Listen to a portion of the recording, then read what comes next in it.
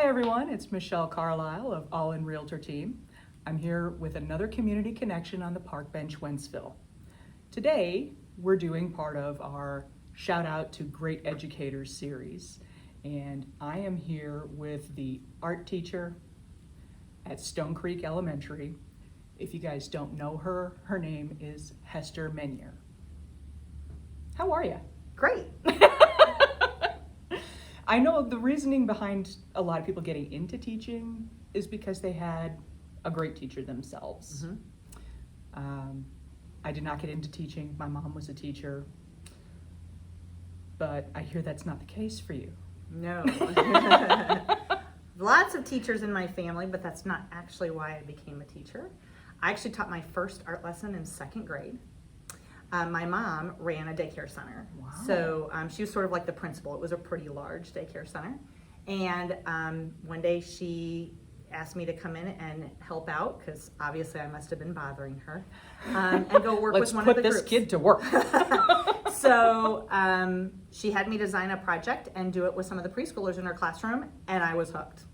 I knew from then I wanted to be an art teacher. So everything I did at that point was about getting to that point. Wow. Enjoyed every art class I took. My high school art teacher continued to help me develop and flourish, and she was a great example to me. And then I went to college to be an art teacher and haven't looked back. It's been That is a great amazing. experience. I mean, for real, Yeah. because I'm in my 40s and I still don't know what I want to do when I grow up. So second grade, that's pretty Yeah, good. pretty admirable. Yeah. Yep.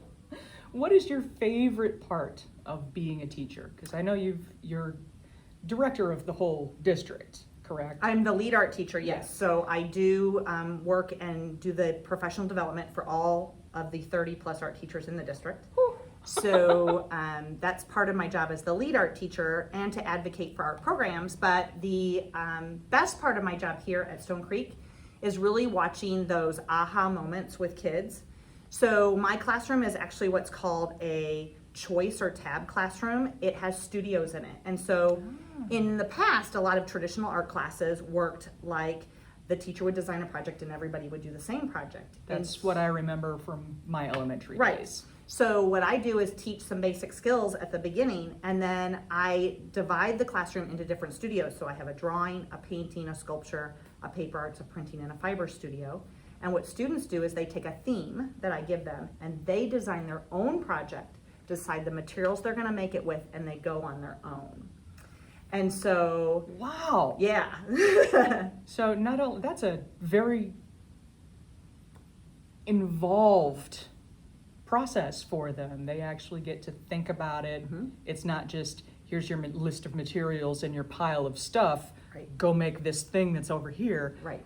Wow. They I have like to, it. yeah, they take the skills that they've learned, their craftsmanship, they envision an idea, and they work it all the way through, persevering through problems. Because there's always going to be one. There's always gonna be one, working towards an end piece. And because it is their idea and they have chosen the path to go down, they take a lot more personal pride and interest in it, and it means a lot more to them. But the great thing along the way is that aha moment where they do something and go, whoa. And you Holy hear cow, that it. worked. Yeah, you hear it, you see it, those moments, and then they get excited and tell other students about it, and they share their learning with other students. That's the most amazing moment. That is awesome. And what a sense of fulfillment for you Yeah. to help them achieve that. Yes. That is awesome. Yeah, it is. It's wonderful. What are some of the things that you think an excellent teacher, if they're aspiring to be someone like you, where your students love you, their parents love you, what does an excellent teacher need to have in their arsenal?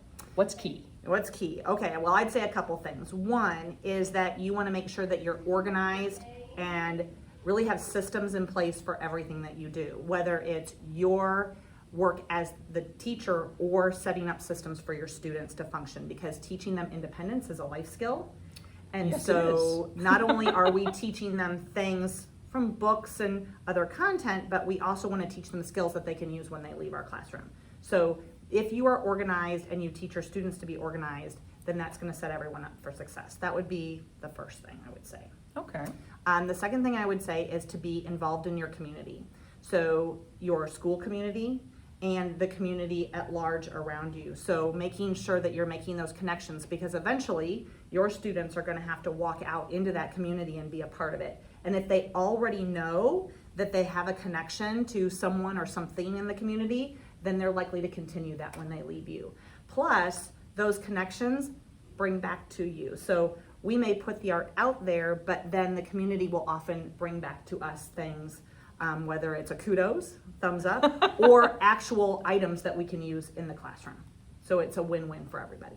So it's basically you want to help create an involved citizen as opposed to the consumers that most of us have kind of fallen into recently. We want to be involved with each other. Yep. Enjoy and share with and others. Reciprocate. Yep. Yeah. And then the last thing I would say is never stop learning. There's Good one. so much Very out there. good one. And just because you think you've got it doesn't mean you have, because guess what? The world just keeps changing all the time. Yep. And we got to keep changing with it. And there's so much out there to learn. I mean, look at Google. There's so much on the Google. We can't know it all, right? But I can continue to keep learning it. And the more things I learn, the more that I can share with my kids. And the more you can open their horizons and their outlook. Yep. And just their life, really. Yep. Awesome. Yep. Those would definitely be my keys. So the 3 things, guys. Yep. It only takes 3. Okay, maybe it takes a lot more than that. Whole lot of education too, but is there any place where your student art is displayed that people can see that isn't just on the walls in the classroom? Absolutely. So I find it really important to display our student artwork out in the community. So there are a couple places that you can find it. Currently, we have student artwork at the Foundry in St. Charles. It'll be there until the end of November. We have a show that rotates year-round at SSM St. Joseph's West Hospital. Okay. It's in the hallway between the emergency room and the radiology department. Just ask at the front desk, they'll point you in the direction. And then we do other shows throughout the year in other places. So we will have a few pieces at the State Capitol for the Youth Art Month exhibit with the Missouri Art Education Association. Cool. Your art could be in the Capitol. It could, which is really awesome. And they do a big ceremony for us, and all of the politicians come in and meet with our kids. It's an amazing day, and that's in March. More community connection, get involved with a little bit of government, and it's not so scary. It is. It's great. And they love it too, because the artwork really makes the Capitol come alive. I can imagine it's pretty dry without it. Yeah, sometimes. And then we also will be displaying artwork in Jefferson City at the headquarters for the Department of Elementary and Secondary Education. That will be happening in January. Wow. Okay, so you could design a whole field trip around checking out the traveling shows. You could go in to see that. Periodically, there are other places you can look for artwork. We don't currently have artwork on display there, but we do display sometimes at the Wentzville Park and Rec, at Progress Park. And sometimes we do have displays throughout the school district that you can go visit at, like the Administrative Center and Berry Place Center, which are public spaces where our upper level administration have their offices. There are rotating shows there. We don't currently have artwork on display, but will in the future. Awesome. Because, I mean, art is very personal. And even for an elementary student, what it means to them is very personal. But it could also wake something up within you that you didn't realize until you saw it. So I like that. I like sharing that. It is. It's great. Sharing that love and that beauty and that just creativity. Awesome. We do. I love art. And especially at the hospital, when people are not having the best day, especially if they're in the emergency room, they tell us a lot of people go down there and it just puts a smile on their face. Yeah. So it's great. That's the best bit. Yes. Making other people smile. Yes. Absolutely. Is there anything that Wentzville and the surrounding area can do for the art classrooms now? What are you working on that you're short on or that you need more help with? So one of the biggest things we go through in this space is recyclables. So if you're one of those people who gets the newspaper and you save it, newspapers are hard to come by these days. They are. Those kind of things. Paper towel rolls. Just anything that you think that you have an overabundance of that you save and is clean, just call up or email one of the art teachers and say, hey, I've got a lot of this, can I share it with you? Another thing Okay. that we often see is that when families clean out their house, or in the unfortunate case of a loved one that maybe has passed on that might have been a crafter or a quilter, they will often donate the materials from their crafting or Okay. their quilting, so fabrics and buttons and beads and all those little doodads. If you're cleaning out or you have a family member who has a room that you would like to repurpose those things to make sure that they're getting a little extra love, we love to know about it because often we will take those supplies.